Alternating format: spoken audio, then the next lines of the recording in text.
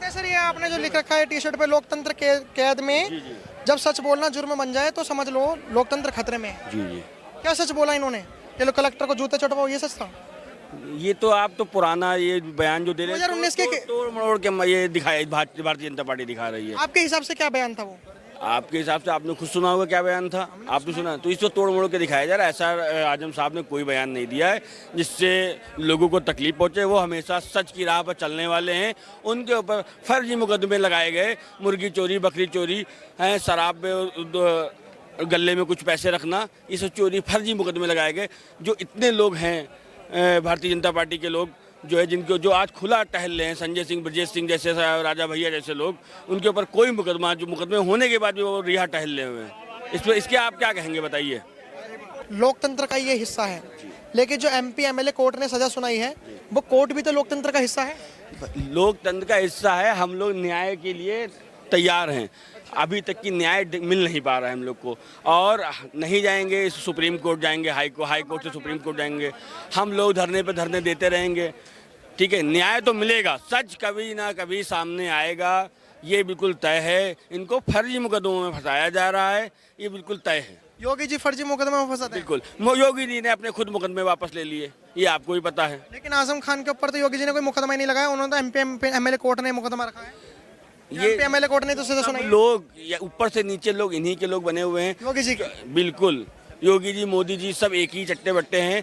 ये जहाँ जाते हैं वहाँ अपनी राखो, हिंदू मुस्लिम के अलावा कोई इनके पास काम नहीं बचा है। चुनाव लड़ने का और कोई इनके पास तरीका नहीं बचा है। ममता जी को हराने का काम इन लोगों ने लूटने का काम किया है वहाँ के।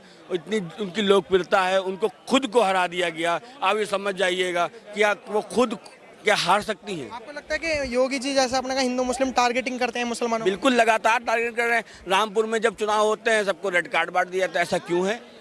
लेकिन रामपुर में तो सबसे ज्यादा मकान बांटे गए प्रधानमंत्री आवास योजना के तहत मुसलमानों का बुलडोजर भी तो वहीं चला है। ये आपको नहीं, पूरे उत्तर प्रदेश में बुलडोजर के अलावा कुछ चल ही नहीं रहा है। ये भी तो आपको पता होना चाहिए, बुलडोजर के अलावा कुछ चल ही नहीं रहा है। क्या लग रहा है ये जो कह रहे थे कि टारगेटिंग हो रही है मुसलमानों के साथ, आपको लगता है टारगेटिंग हो रही है? मौजूदा सरकार लोकतंत्र के भरोसे तो सरकार चला नहीं रही है। योगी जी लोकतंत्र के भरोसे नहीं चला रहे। योगी नहीं, पूरी जहाँ भाजपा की सरकार है वो लोकतंत्र। हम लोग बाबा भीमराव अंबेडकर जी, जिन्होंने संविधान लिखा, हम इस देश में महात्मा गांधी जी के खिलाफ और उनकी हत्या करने वाले लोग और संविधान विरोधी लोग जो आज़ादी के टाइम में थे, वही लोग आज सत्ता पे काबिज हो गए और उन्होंने लोकतंत्र की बिल्कुल कैप्चर करके कॉन्स्टिट्यूशन इंस्टीट्यूशनों पे कब्जा करके उन्होंने डेमोक्रेसी को खत्म कर दिया। आजम खान की गिरफ्तारी लोकतंत्र की हत्या है, संविधान की हत्या है। यहाँ जो भी लोग हैं, यहाँ खाली मुसलमान ही नहीं बल्कि इस देश में संविधान में विश्वास रखने वाले तमाम लोग मौजूद हैं। हम ये जानना चाहते हैं कि जो योगी सरकार है, क्योंकि 2027 के इलेक्शन भी है, आपको लगता है कि आजम खान के 2 साल वाले जो जेल है और जो 7 साल वाला जो बेटे का वाला जो हिसाब किताब है, उससे 2027 के चुनाव में बहुत फर्क पड़ने वाला है? देखिए, फर्क तो ये भारतीय जनता पार्टी की पिच है।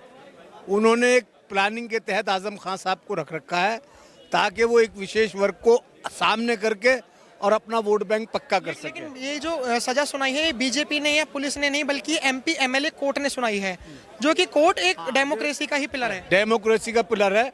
डेमोक्रेसी में जो गुजरात में आईपीएस जेल में बंद हैं, जज लोहिया के साथ क्या हुआ, और डेमोक्रेसी में चुनाव आयोग डेमोक्रेसी का पार्ट है। जिन लोगों की चुनाव में जिम्मेदारी लगी थी, चुनाव जितवा के वो सरकार में भागीदार बन गए। लोकतंत्र तो सबको नजर आ रहा है ना। जो लोग ऑब्जर्वर थे वो चीफ सेक्रेटरी बन गए पश्चिम बंगाल के। जिन लोगों ने बाबरी मस्जिद का फैसला दिया, जिन जजों ने, वो बाद में सांसद बन गए, कुछ गवर्नर बन गए, कुछ बन गए।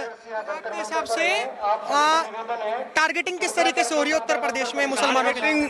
सिर्फ और सिर्फ भारतीय जनता पार्टी की, जिसमें 15% लोग हैं, वो 85% लोगों का आरक्षण खा गए।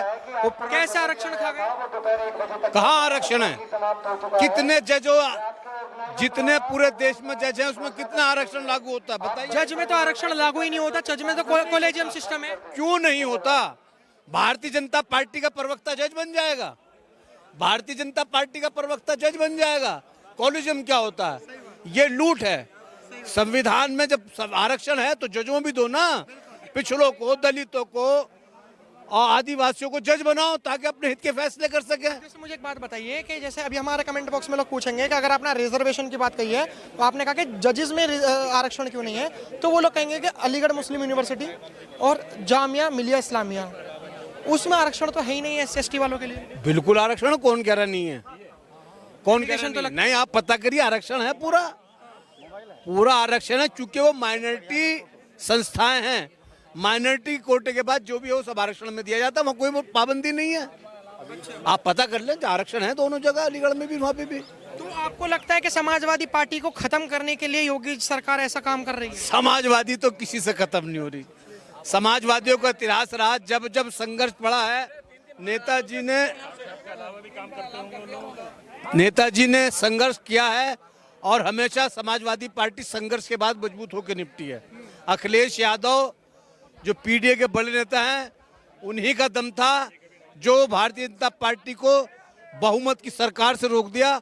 और अभी कुछ ही जो बचा हुआ है, संविधान बचा हुआ है, वो इसलिए है कि PDA के नेतृत्व में, अखिलेश यादव जी के नेतृत्व में उत्तर प्रदेश में भारतीय जनता पार्टी को बहुमत लेने से रोक दिया। तो अभी आप हमें ये बताइए कि क्या मुसलमानों को जो योगी सरकार है वो राशन के नाम पर भेदभाव कर रही है कि हिंदुओं को राशन मिलेगा, मुसलमानों को नहीं?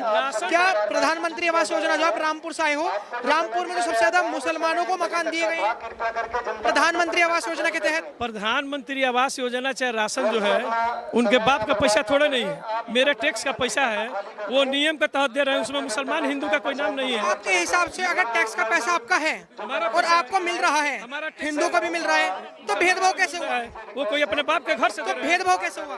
भेदभाव इसलिए हो रहा है कि इस तरह जाइए किसी काम से आप और अपना नाम मुसलमान है, आप यात्रा करिए, आपके साथ भेदभाव हो रहा है, आपको नौकरी नहीं दी जा रही है, आपको रोजगार नहीं दिया जा रहा है, आपको कहीं सुविधा नहीं दी जा रही है। वो तो जो है राशन और ये जो है उनके बस का नहीं है, संविधान के तहत ये मिल रहा है, उनके बाप का पैसा थोड़े नहीं है ये तो आपके कहने का मतलब मुसलमानों को रोजगार वगैरह कुछ नहीं मिल रहा? मुसलमान कहाँ रोजगार मिल रहा है? मुसलमान को रोजगार अगर मिलता है तो इतनी बुरी पोजीशन, SC ST से बुरा पोजीशन मुसलमान का है पूरे देश में। ये जुल्म हो रहा है। तो इतने सालों से कांग्रेस की सरकार थी, इतने सालों से समाजवादी पार्टी की सरकार थी, मुसलमानों का विकास नहीं हुआ? मुसलमानों का विकास जो है, मुसलमान के साथ जुल्म नहीं हुआ। विकास जो हुआ लेकिन जुल्म नहीं हुआ। समाजवादी सरकार में निश्चित एक दो कोई दंगे ऐसे हो जिसमें मुसलमानों के साथ जुल्म हुआ? कोई दंगा है? दंगे देखिए, दंगे जो है कोई व्यक्ति नहीं करता है, ये तो अपराधी टाइप के लोग होते हैं, दंगाई होते हैं, वो कोई पार्टी नहीं करती है। आपने जो कहा कि भेदभाव हुआ, या आपने कहा रोजगार को देखकर भेदभाव हुआ। सर 60,000 वैकेंसी निकली है उत्तर प्रदेश में कांस्टेबल की, 60,200 कुछ पदों पर, और अब 1 लाख होमगार्ड की भर्तियां निकलने वाली हैं। 60,200 कुछ पदों पर जो भर्तियां निकली हैं उसमें मुसलमानों को भी तो नौकरी दी गई है? नहीं, एक भी मुसलमान एक आध होंगे, आ गए होंगे किसी तरह, लेकिन कहीं उनका नाम नहीं। नाम देखिए काट दिए, सिर्फ पैसा और जो है मुसलमान आना ही नहीं है।